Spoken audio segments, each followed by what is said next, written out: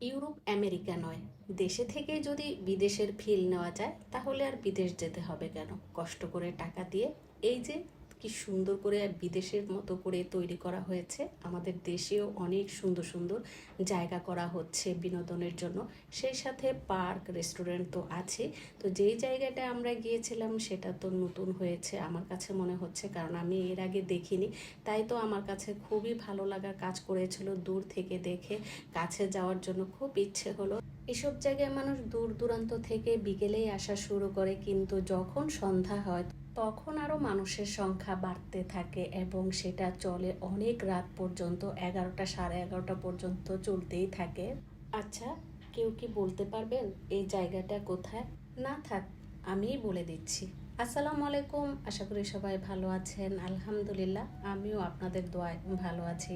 কেউ যদি চার দেয়ালের মধ্যে থাকতে থাকতে বোরিং হয়ে যান, আবার অনেকেই আছেন শারীরিক অসুস্থতা থেকে সুস্থ হয়েছেন, তারা যদি মনে করেন যে এই জায়গাটা বেস্ট হবে আপনাদের জন্য, কারণ রিফ্রেশমেন্টের একটা ব্যাপার স্যাপার থাকে।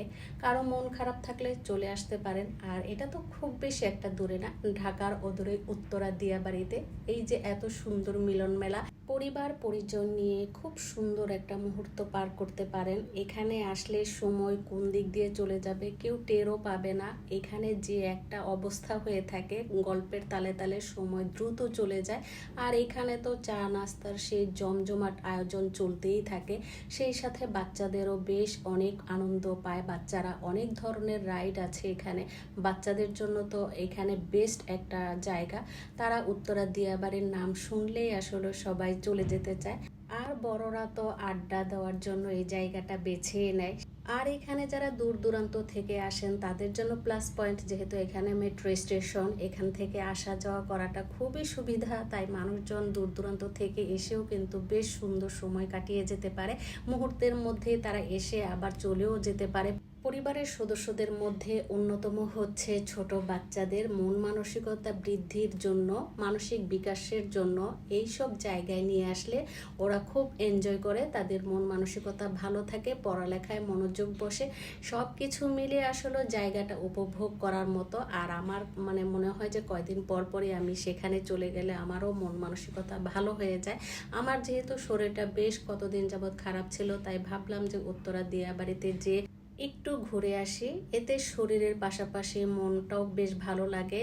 যেখানে গেলে মানুষের মিলন মেলা দেখা যায়, অনেক কিছু উপভোগ করা যায় সেখানে গেলে, শরীরের পাশাপাশি মনটাও কিন্তু বেশ ভালো হয়ে যায়।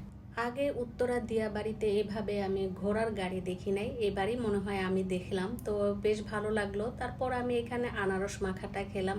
অসুস্থতার জন্য আমার অনেকগুলো খাবার পছন্দ হলো, কিন্তু আমি খাই নাই। কিন্তু এই আনারস মাখাটা দেখে আর না খেয়ে পারলাম না, যেহেতু আমার ঠান্ডার সমস্যা ছিল, ভাবলাম যে আনারস খেলে ঠান্ডাটাও ভালো হয়ে যাবে। এই ছিল আমার